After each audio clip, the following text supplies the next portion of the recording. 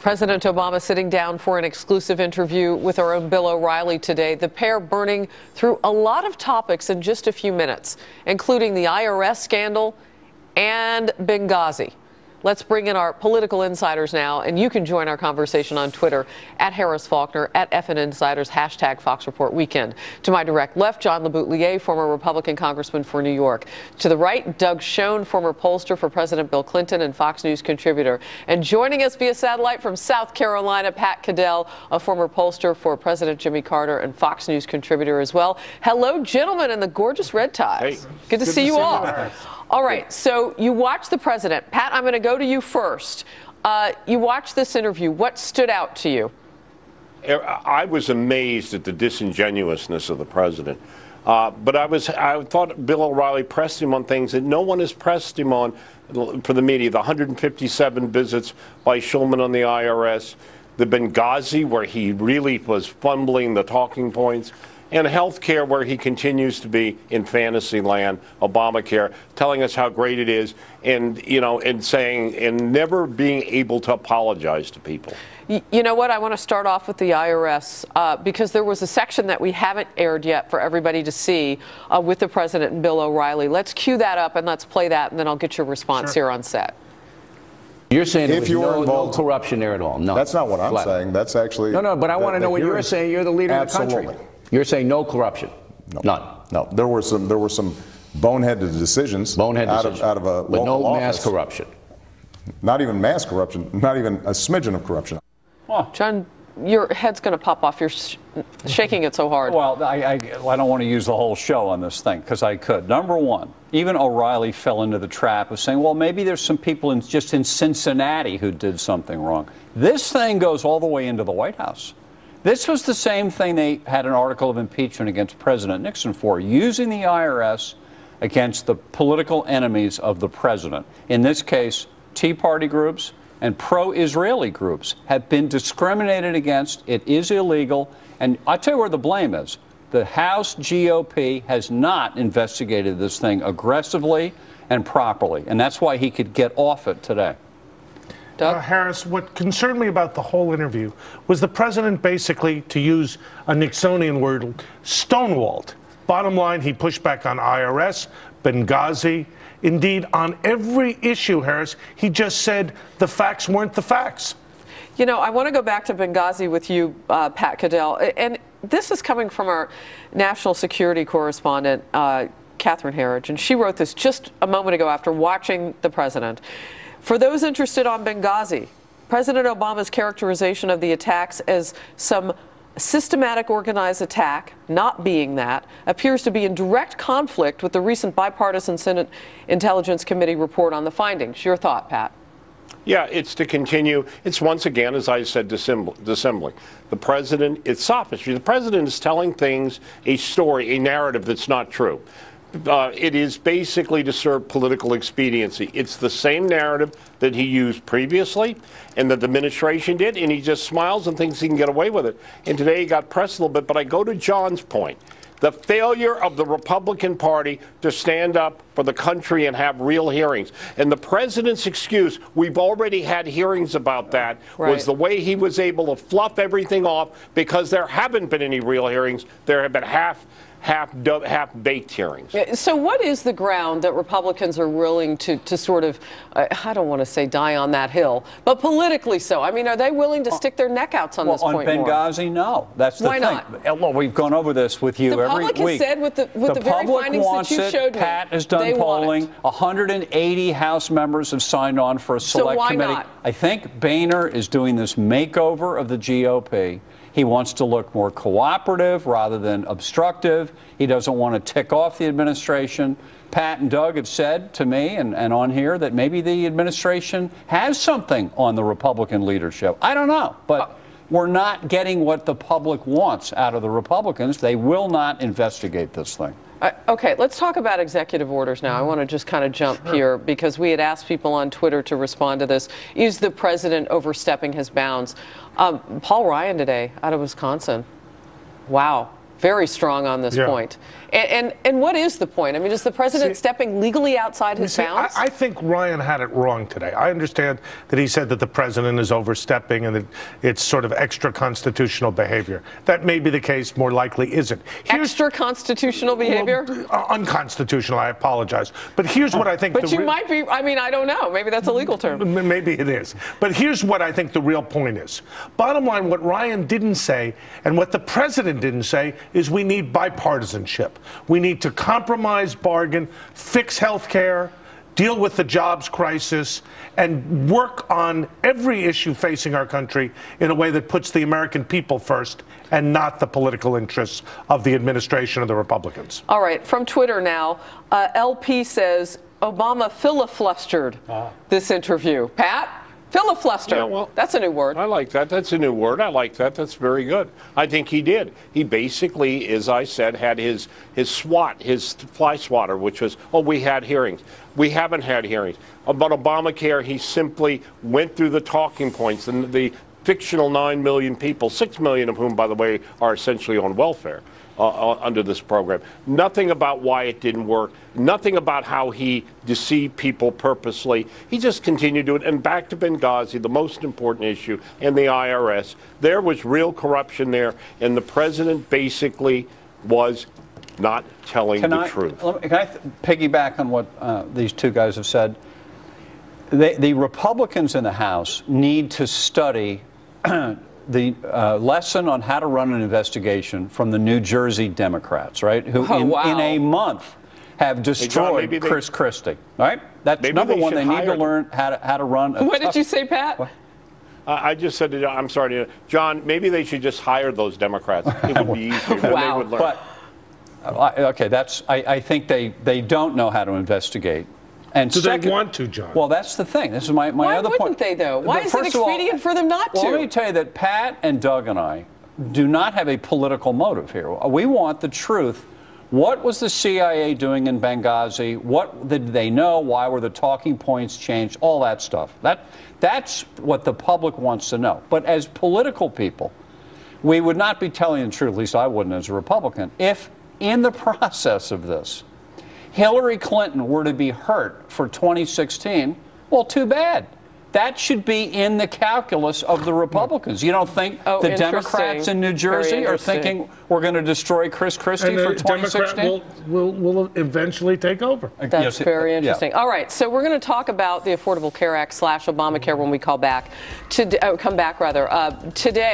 the president and Bill O'Reilly talked about who should have been fired. And that was probably what I would call a term from hockey, pretty chippy. Part of the interview. We'll take a look at that and also read some more of the tweets that are coming in. This is a great one.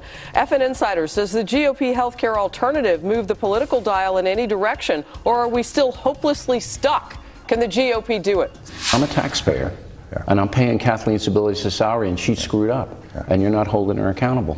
Well, I promise you that we hold everybody up and down the line accountable. But when we're midstream, Bill, that we want to make sure that our main focus is how do we make this thing work?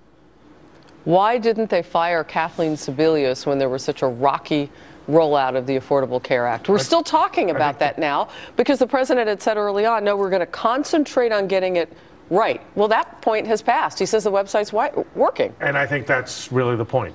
The president has not and did not today concede any real errors or problems, said things are working. And why do you fire somebody like Secretary Sibelius if things have been resolved? And he poo-pooed the big lie about you can keep your insurance if you like it, which we now know is not true. And he wasn't even apologetic about it. He wasn't apologetic about anything today. Pat, what is this president's legacy likely to be at this point? I mean, a lot can happen in 3 years. Well, we've got 3 more years. We don't know yet. But, I think that the history, it depends on if the people in the mainstream media are writing the history, it will be one thing. If real historians write it, it may be another. But this president, essentially, he is gridlocked. He has proposed a program. I think he lives or dies by Obamacare and the disaster going on overseas, which we're about to see. But I think that I thought today's interview was appalling, if you want to know the truth. But it was good for O'Reilly. Wow. Let's talk immigration, because they did. And so did Donald Trump today. My goodness, he said that the new Republican plan for immigration, well, what did he say, John? I know you want to say it. I didn't hear what Trump said, but I can tell you that I think... He said it would be awful for this country, and I'm cleaning it up. Okay, well, he's wrong. I think the Republican plan says if you're here as an adult who came illegally as an adult, you could ultimately end up getting a green card, have legal status, work here, not worry about getting deported. But you can't get citizenship. Now, I think that is a fair proposal because you should not be able to break the law, break your way into America, and get rewarded with citizenship. Harris, there are a couple of problems. First, it isn't clear that the Republicans can or will unite around that plan. I don't think the Tea Party will. The other part of the problem is, bottom line, for the Hispanic community, it may be okay for you, John. I don't think it's going to be okay for Hispanics because there's a clear sense that if you live here, play by the rules, pay your taxes, that you ought to be able to eventually get citizenship. This plan doesn't do it. So bottom line, it's too little, too late. I don't think it's going to really produce what the Republicans want. So how do you get these two sides to come together? Because you know, this was supposed to be the issue that Pat, would likely come together on. What will it take? Well, I think there are real problems because I think the goalposts will be kept being moved. The Democrats, want a particular set of objectives with votes, and a lot of big business people want cheap labor. But I have to tell you something. We're dealing with the issue that most voters in the country don't think is important. I agree with Doug to the extent, and somewhat with John, but I agree with Doug to the extent that the Republicans will never satisfy. The question is, why aren't they on an agenda that will work for them, which is economic growth? And by the way, in the pursuit of an Obamacare, they seem to be desperate. And they're going to be desperate, I think, to surrender, is what the leadership looks like. Okay, real quickly, I read that tweet from Slickersby, was this person's name, about a GOP healthcare alternative. And you said, well, you haven't really seen a complete plan yet. They went away for a retreat, the House Republicans, to the Eastern Shore of Maryland last week. And during that time, they issued a one-page statement of principles that was this immigration thing that we just debated. They have not yet done that on health care. We have 50 different Republican senators and congressmen, each having a plan. And we have all said on this show that Boehner and Mitch McConnell need to get together, get all the members in a room, and hammer out a Republican health care plan that they all campaign on this year. You know what? Cindy S. is not happy. She says the president, in her words, screws up and it's the Republicans' fault. Really? Is that what you're saying? That's what the president is saying. And the reason why John and I and Pat are so frustrated is the Obama administration is failing. 43% approval, but there's no Republican narrative either of criticism or, more importantly, of positive change. I've just tweeted out, do you think President Obama will say yes, a go ahead on the Keystone pipeline? Doug? I don't think he will. I think he's going to look to find reasons, other environmental concerns from other interest groups or other institutions of government. Bottom line, Harris, the Democratic left doesn't want it. They're protesting. He wouldn't go for it. We're talking potentially about a lot of jobs, thousands of them, John. And Canada has said, look, if you guys don't hurry up and make up your minds, we're going to shop this thing to China. China, right. So I think that a lot of this will be how many Senate seats this thing could affect in November. Some of them want it, like the guy Begich in Alaska. He wants the deal. He needs it, John. Right. So I'm not sure that Obama won't do it. He can afford now. He doesn't have to run again. He could tick off the left. He is of the left. He could get away with it. This other study was huge that said it wouldn't have a major negative impact. Where are the Republicans? They've as Doug and I said off the air, they've gone silent just when this thing's moving in their direction. Greg Richter on Twitter says, would have already done it if he were going to, about the Keystone pipeline. Pat, your thought? Well, I think if he were concerned about jobs in the middle class and energy independence, he would. But the truth of the matter is, what matters most for Barack Obama and his internal calculations and his political minions is the money that comes from the very educated, super rich environmental left. They are raising holy hell about this. They will if he does this. It is the kind of breaking of a coalition the president doesn't want. The truth of the matter is the Democratic Party, and not that the Republicans have any concern, gave up caring about ordinary Americans and real jobs long ago and simply say, we're not the Republicans. There's no excuse for not having done this. Do you think there's a decision coming quickly? And, you know, we asked about this on Twitter, and Lynn Linder said no. President Obama will not approve this. Then he'd prove conservative economics. You know, I'm curious, and I think Pat said it, where are the Republicans on this? Well, they are so afraid of the image that they came out of the government shutdown with in October. What image was that? I thought it was like fighter spirit. The party of no. The party of no. So now they don't. Boehner came out last week and said, we are not the opposition party. We're the, what was the word, alternative party. Right. They have changed the lingo. They're doing an image makeover right in front of our eyes. Well, alternative bloc works. I don't know if alternative politics There's do, no Pat. substance to there. Pat? Yeah, let me just say this. This is about, they think everything is about image. It's about message. You know, the Keystone Pipeline is a perfect example of a yes message. But more jobs, more energy independence. We found a way to do this. The president wants to take credit, but he won't do it. That State Department report is devastating to his position, and still they won't move on it. Pat, and the Republicans should have been doing this for a long time, not just this week. Pat, they had in the past tried to link it to other legislation, and they backed off that. Now would be the time for them to float the idea out again, attach it to the debt ceiling. But they're not going to do it. Oh, that's an interesting thought. Yeah, do it. Why not? They won't. Boehner won't. Boehner's afraid of his own shadow. They're afraid of another confrontation that they'll lose, even though they're down to 22% in Gallup. And 19. Even with what's going on, Harris, they still are not really ahead much in the generic vote. They don't believe in fighting for anything. Let's go back to the issue of executive order, because the president obviously is ready to fight. I mean, I'm not sure whether or not the alternative politics will work in this sense, because he's ready to just roll on without First of all, I want them. to pick up on his good term, extra-constitutional. I like that. Okay, because he said something very true, is that the president already has a case in the Supreme Court against him on unconstitutional recess appointments.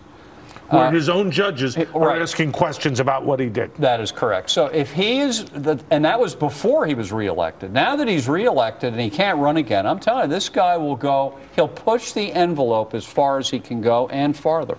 All right, guys. I know everybody wants to continue the conversation. The tweets are picking up now, and you guys can continue because they're going to be on Twitter tonight at @FInsiders and at Harris Faulkner, #FoxReportWeekend, and on our website every Monday morning, 10:30 a.m. Eastern, live.foxnews.com. So good to have you guys in. Thank Pat, you. thank you very much.